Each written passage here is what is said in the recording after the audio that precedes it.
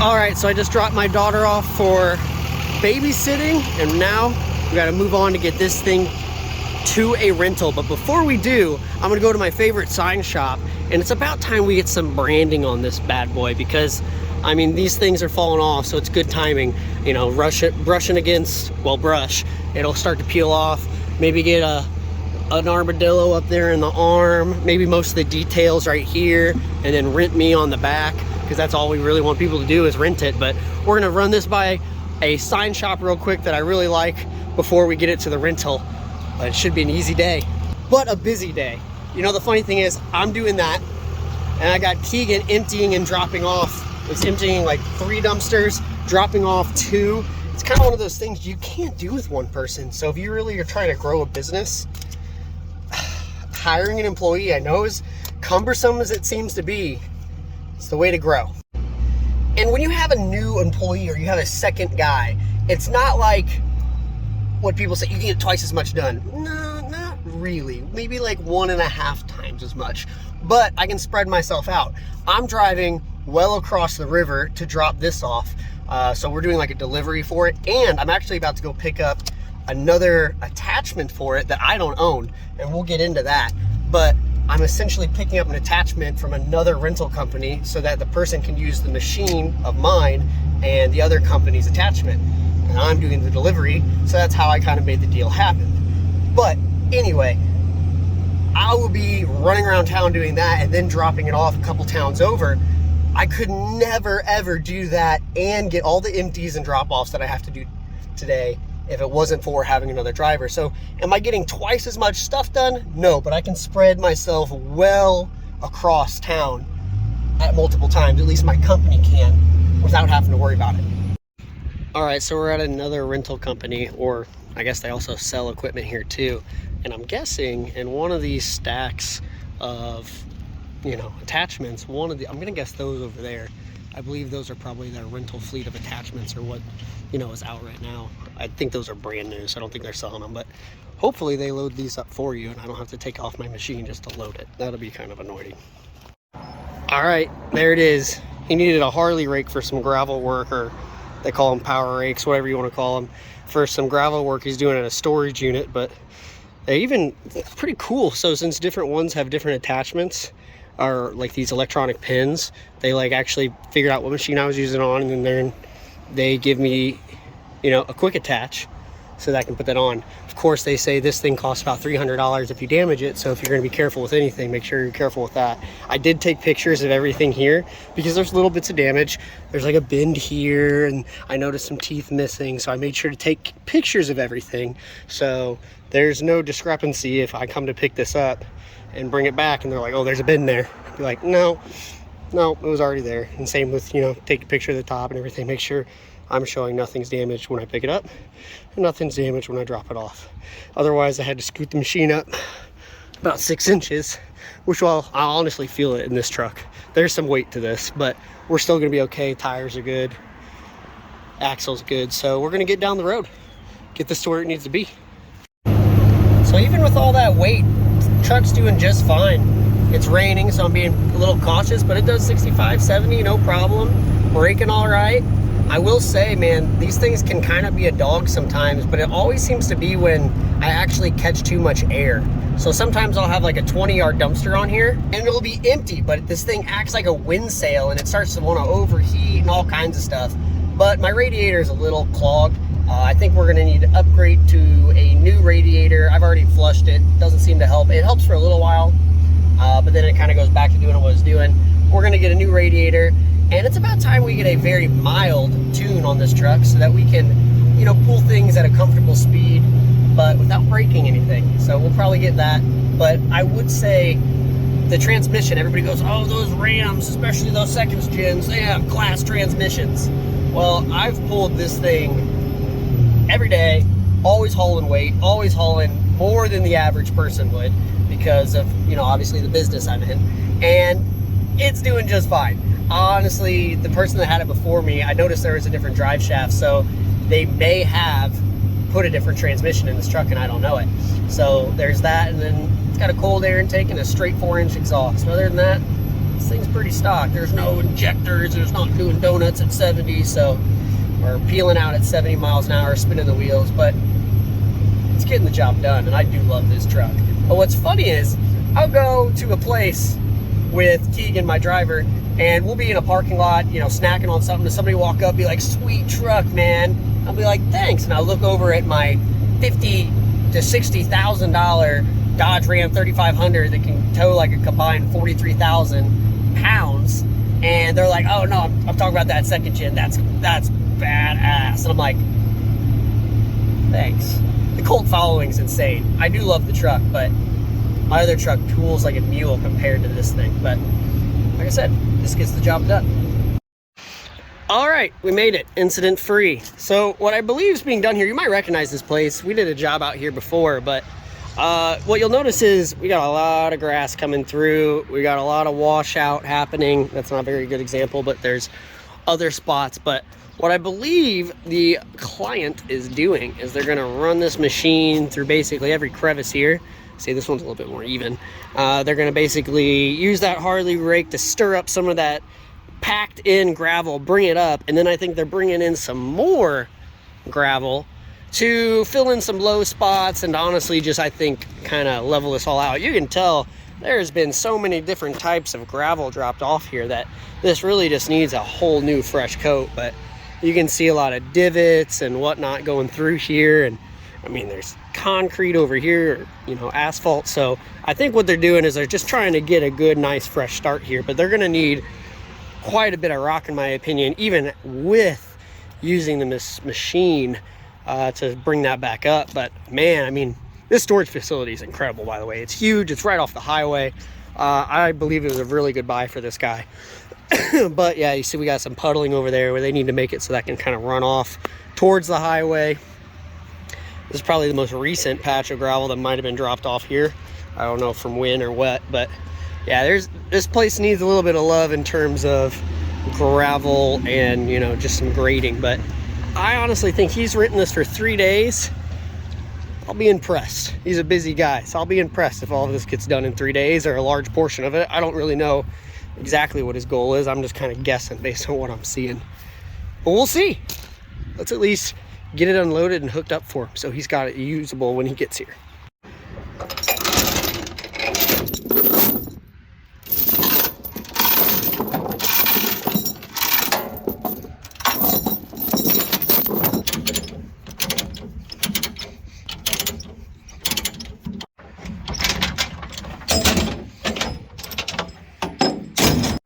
Get him his rental key. I really need to get like a rolling ops, you know, key tag or whatever you want to call it. I think that'd be cool. That's originally the company I bought it from, but I think that'd be a cool little detail to have.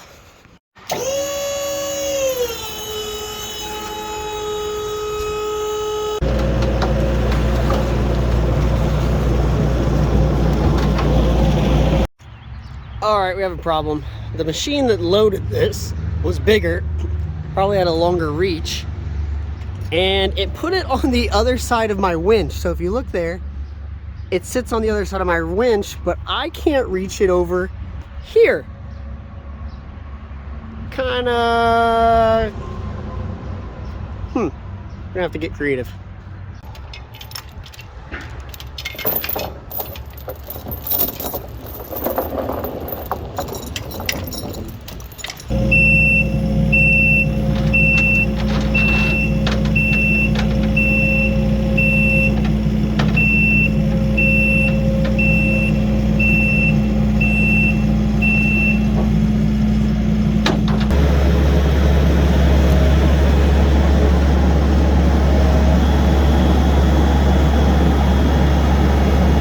That's a pretty looking attachment. I like it. That was actually a huge pain to get off the trailer, if I'm being honest. Didn't want to line up, had to drag it. I mean, it was just kind of a pain in the butt. But I'm gonna get it hooked up, make sure I understand how this works before I tell him how it works. I mean, he's the one renting it, so he's fully responsible for this and my machine in that matter. But I still kind of want to give him a pointer if he's never used it before on how it hooks up. For all I know, he might know exactly how it works, so we'll see.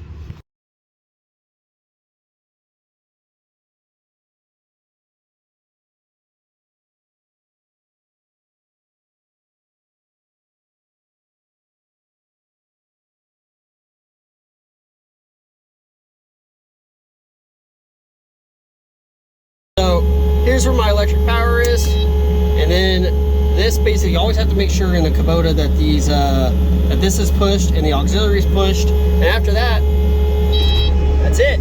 Rotates like a drum. And then you hit it again, it stops. Hit it the other way, it actually looks like it spins both directions, which is pretty cool.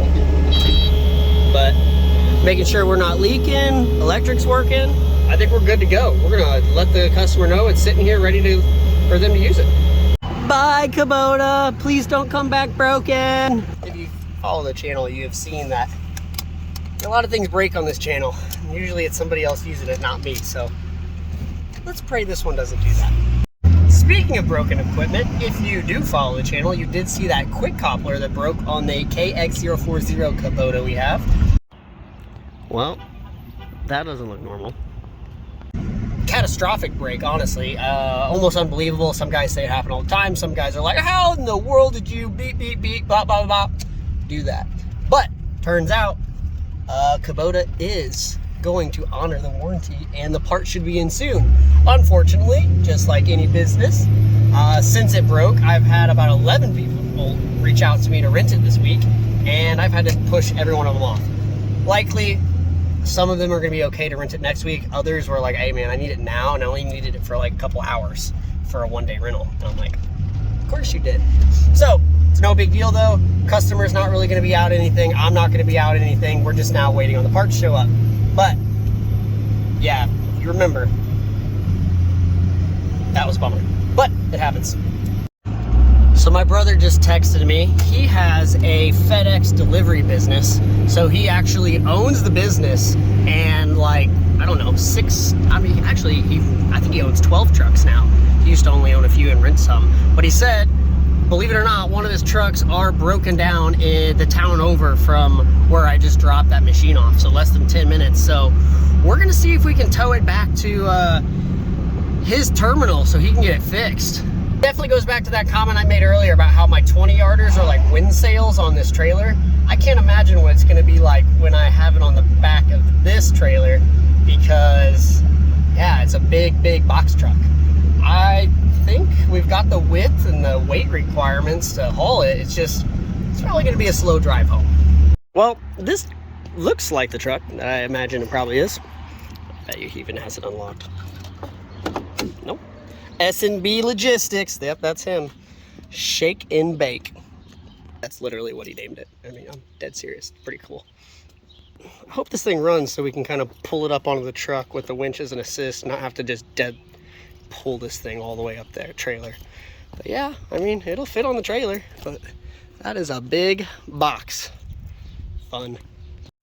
If you follow the channel, you've also seen the day that we actually picked up like 4 trucks for my brother. Did not go as planned, 6-hour drive, turned out to be a mess, but we ended up winning a bunch of money at a casino, so it ended up being okay. But he has been grinding ever since that day, and maybe I'll get an update out of him in this video or a future one, but he's been kicking butt since then. Caleb, how's the FedEx business? Bogus. All right, guys, you remember Caleb. So you just tried to start this, and what did it do? Nothing. Didn't start. So we got to winch this thing? Or do you want to roll it downhill, backwards? Or both?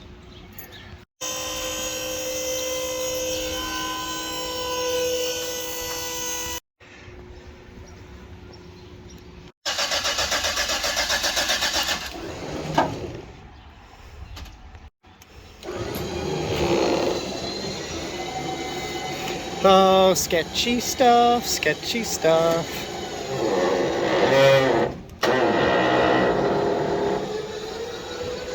And it thinks it's heavy. Oh, it's got rain all over it.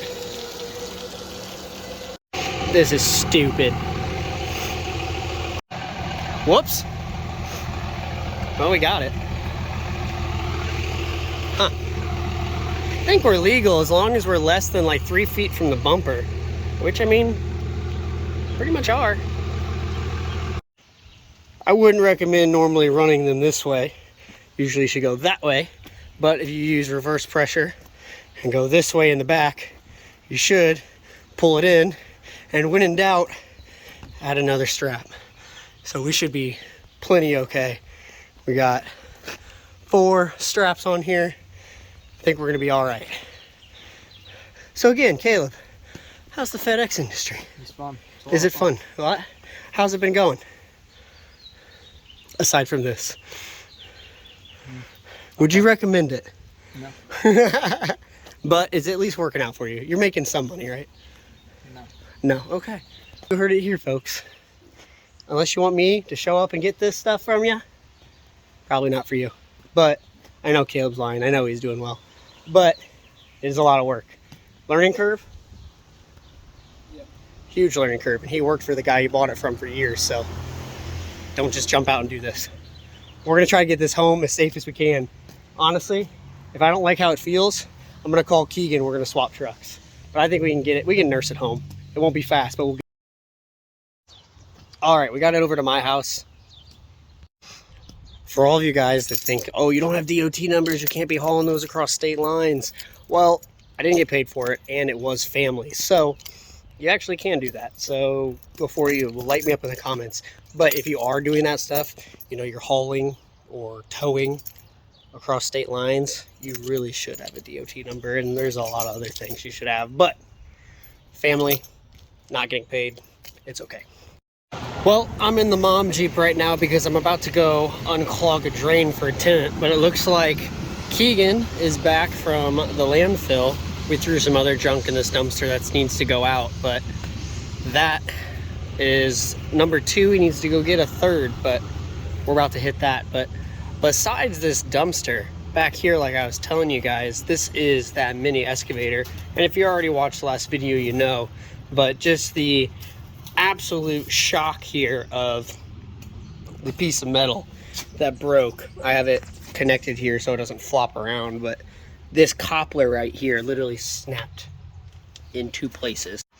But the cool thing is Kubota is going to honor it and they're going to replace it. So I'm just waiting for the part to show up.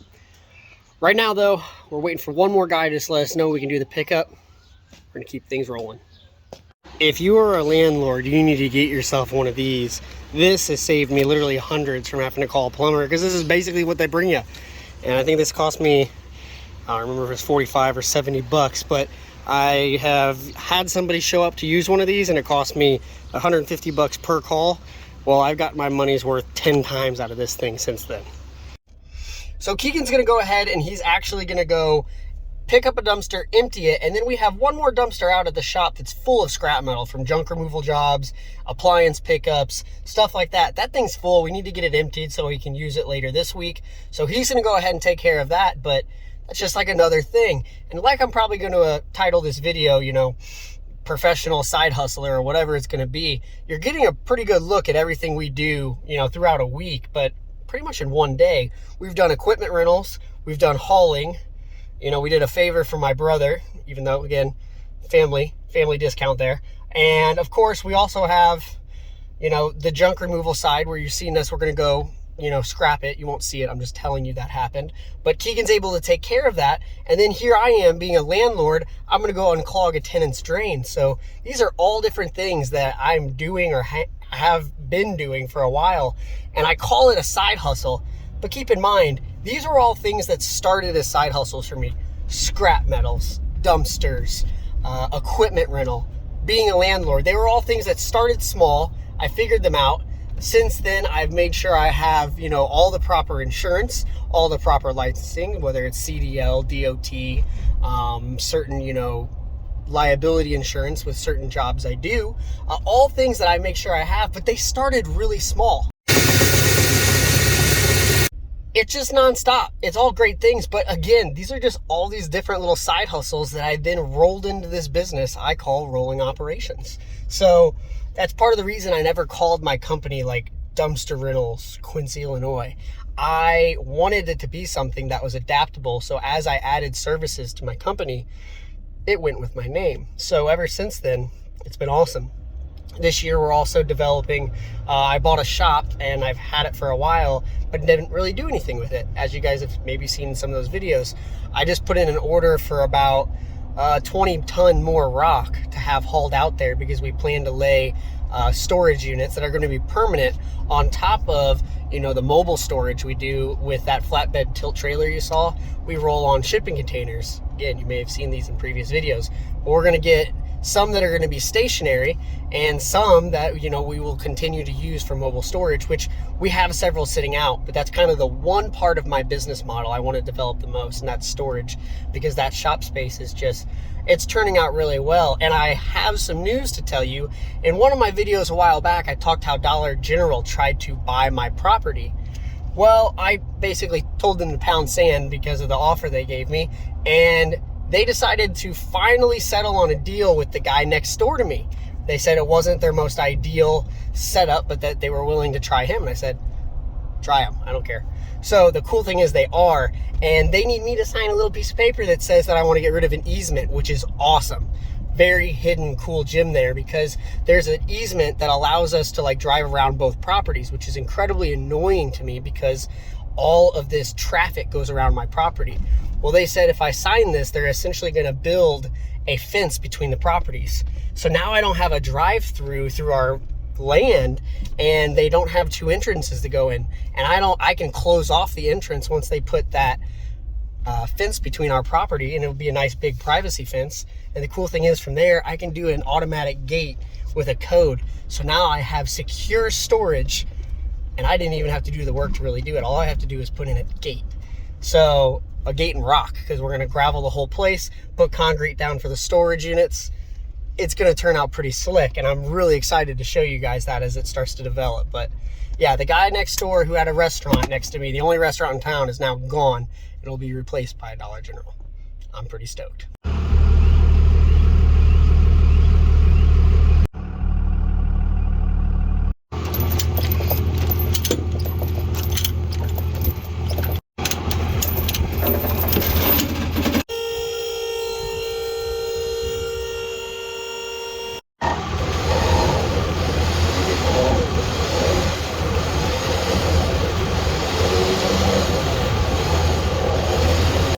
Nursing it down.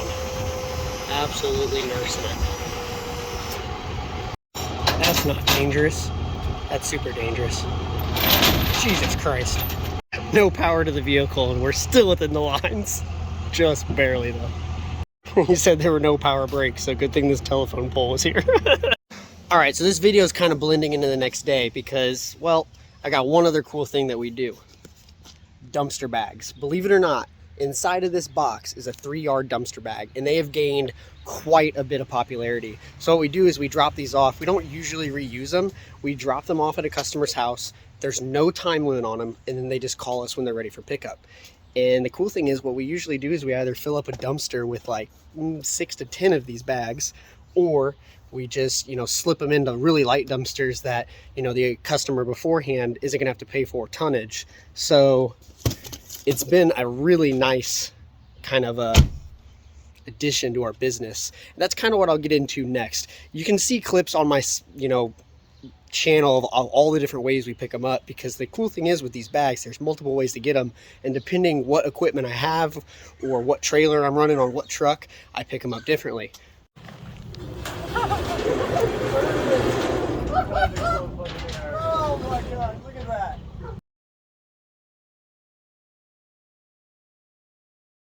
So right now I'm actually using the mom Jeep to head out to actually drop off one of these bags, because I'm also going to stop by the shop, and I didn't want to tow around my trailer right now. But this kind of gets into what I was saying about adding to the business. So the cool thing is I can continue to add services to my business with overlapping uses. So you'll notice I've got equipment rentals, I've got dumpster rentals, I've got dumpster bags, I've got junk removal, so we do pickup or appliance pickup. Notice how all of these things kind of rotate around similar equipment, similar usage. I'm also a landlord. Do you know how much money you save as a landlord when you have your own dumpster business?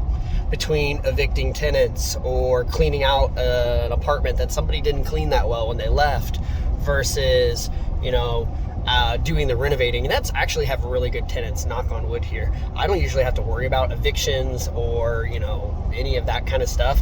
Normally my dumpsters are used for renovating because I usually buy a place that needs fixed, renovate it, refinance it, use that equity to buy something else.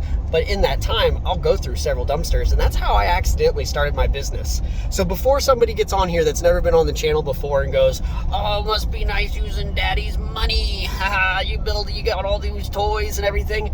No, I'm very strategic, and you can go back, you know, into multiple videos and multiple videos other people have made about me.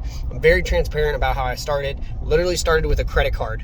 That is how I bought my first trailer, and I've even bought a truck with a credit card before, and you can lecture me about how you shouldn't do that, but there are creative ways to do things, and I took a risk, it worked out, everything's okay, but I continued to build my business on the equity that I was making either in the business or on rental properties, and I continued to basically just smash these side hustles together into a cohesive business or, you know, list of services that I can offer.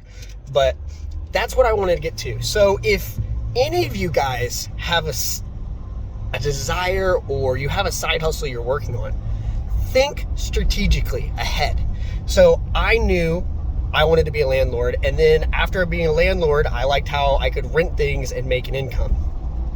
Not for everybody. I'll just tell you right off the bat. People break things, people destroy things, people don't respect your stuff, but eventually you look past the fact that it's not your stuff. Here's the dealio. Anyway, you need to make sure that when you build a side hustle business or start a business that you can add services on without always having to incur more equipment, more people, more, you know, you want stuff that overlaps. So if you're in the lawn care business, you better hope that you realize one day that you can also do landscaping with, you know, maybe one or two people, one other piece of equipment, or with everything you already have. You can do it with hand tools to start and then eventually work your way into bigger equipment or rent from a guy like me. Everything I own is a diesel, even this Jeep Wrangler. And honestly, my biggest fear is that one day somebody borrows my Jeep and doesn't use diesel. But to my point, so if you're wanting to start a power washing business, think of all the other things you can do with a power washing business and think about a need. There was a guy that I used to see at a big firm I worked at. So I used to sit at a desk 9 to 5 every day. And I was so intrigued by this guy who would roll up. And he told me that his biggest business was a power washing business where he would like do some kind of soft wash on a power washing people's houses and driveways, which was really impressive. But then he had a van that also had a power washer that he could like drive around with for small jobs. But the entire van was an auto detailing van that he would go and target not people at their houses, but he would target businesses in big complexes. So if you're like from St. Louis, you know that some of those big like buildings can have like 12 different businesses in them. And in particular, the one I worked at was a CPA firm. He knew his market. And so what he would do is he would roll up into this parking garage and he would just detail like 10 cars. And he would say basically, yeah, you know, Monday, Tuesday, I do this, you know, Wednesday, Thursday, I'll go do houses. On Friday, it's a little bit slower. So I'll do a car in the morning or, you know, a couple cars in the morning and then, you know, fill in whatever jobs I can, you know, that I get a call on. So super smart in my opinion. He said, yeah, I use the same power washer between, you know, 2 different sides of my business. And I was like, that's amazing. And you know, he goes to the customer rather than trying to make the customer come to him, sets up appointment times, makes it really easy for people to book online, you know, straight to the point pricing. I was like, that is genius. And he targeted a certain market and he definitely hit it hard. So this mound is where we basically piled up a bunch of rock and gravel and bricks even from other demos, and we use this now to put our equipment on so that we can do the equipment rental advertising as people drive down the highway. But this whole thing is actually going to get graveled too, and this whole lot here. As you can see, I did half of the lot last year. Now we're going to do the rest. This was a burn pile that we were using so that we could, you know, burn brush from demo jobs. This might stay, or I might find a way to like build like a big wall retaining it. But as you can see, we've got a camper down there. Somebody rents this space to park that. I don't advertise that very much, but then we've also got somebody else's shipping container. There's another appliance dumpster we have. But basically, I want this whole lot filled here. And then the cool thing is back to the Dollar General that's coming to town. So I'll be able to gate this off now because this goes around. There's a restaurant over there and the whole thing goes around, and in the back there's an easement that basically says that I can't divide the property. Same with the front, because you need to be able to drive through, because there was a window there that people could go through to, you know, to do a drive-through. And it was really annoying. But now there's going to be a fence, privacy fence, that goes all the way across. That entrance is basically disappearing and going farther down. My entrance then can be gated, and we can basically make that an entire, you know, I don't know, automated fence, so people can actually punch in a number to come in, and then you have secure storage. So we're going to then set up like a concrete pad with a bunch of those shipping containers set down, and then we'll have several more that we can use to actually move to other locations and store, or, you know, we put their stuff in it and then bring it back here and set it down, so we have like another service. And then all of this on this end can be like trailer parking, and this will probably be all the storage containers. That way I can still then maybe build my retaining wall, and we're not worried about, like, you know, heat getting or smoke getting to the trailers over there. We leave some room. So all good things. It's all working out. Super stoked. This shop, again, if you're part of the channel, you already know, but you can watch videos about how I bought the shop without $1. I used the equity from another apartment to buy this place, $0 down. And the cool thing is, then when I bought it, I basically replaced the equity because I bought it under value. So that was a really cool deal that worked out. Really encourage people to learn how to leverage equity and leverage, you know, other properties to buy other properties. Probably the biggest keys to success, and people way above my pay grade is how they do it. And it's very, very good knowledge to know. So this is going to be kind of redundant for you, some of you that already watch my channel and kind of have seen how it's grown. And for some of you followers that have been following for a while, I really appreciate you watching the growth. And, you know, comment in there if you've seen it, or if it just, you know, seems like fluff. I'm not somebody here on YouTube telling you need to get into the dumpster business. It's the best, you know, you're going to make millions, because it's not true. The dumpster business is just a small stepping stone on my path, or my plan, to what I'll call be a, you know, blue collar side hustle millionaire. It's one small piece. I'll take the income from that and reinvest it in things like real estate, or, you know, flips, or whatever else I'm going to do to make that happen. Because at the end of the day, I also do demolition with the equipment that I rent to people, you know, so I'll demolish garages, stuff them in my dumpsters, and then dump them. So I get a better price at the dump than people who, you know, would rent a dumpster and do it, you know, if they were calling for the job. So I'm literally just trying to grow all my services and my business so that I can continue to find like all these different niches that I can fit myself into to get to that goal. So go ahead and blow up my comment section. I know some of you guys are going to be super critical of, you know, my business. It's worked for me for this long, and I'm still in it. So, yay. But there are so many side hustles out there, and I kid you not, so many different untapped things that you can do. And it is so based on your community, what the need is, what's available, what you can price things at, how to be competitive. That's why I always lecture. Just because the dumpster business works for me doesn't mean it works for you in your area. Your competition is different, your prices are different, your overhead is different. So do your research. Don't just jump in and buy a trailer or truck and run a business like this just because you saw some kid on YouTube doing it. But there are opportunities. I know guys doing phone repair, pallet flipping. I've done those. It's a lot of work, but there's some places that you can do it really, really well.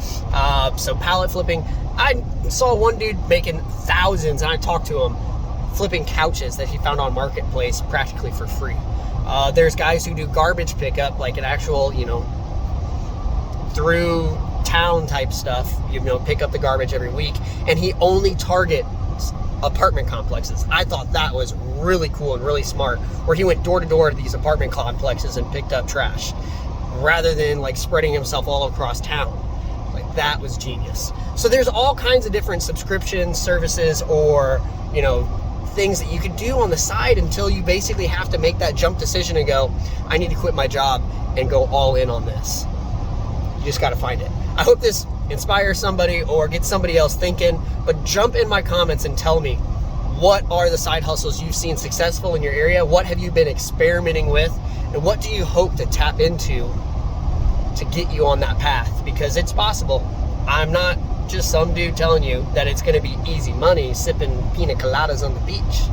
That's not how it works usually. You need to put in the hours, you need to put in the work, and keep your head down. Because the amount of people who told me, you are insane, 9-to-5 guy sitting at a desk, you are insane, buying a truck, buying a trailer. You've never had a truck, you've never had a trailer. How are you going to do this? How are you going to do the insurance? How are you going to, market this? I saw an opportunity, I took it. Sometimes the people closest to you will be the most critical of what you do, but that's not always a bad thing. That can be the thing that keeps you going. Best of luck to all of you guys, and let me know how it goes. Hope to see you in the next video.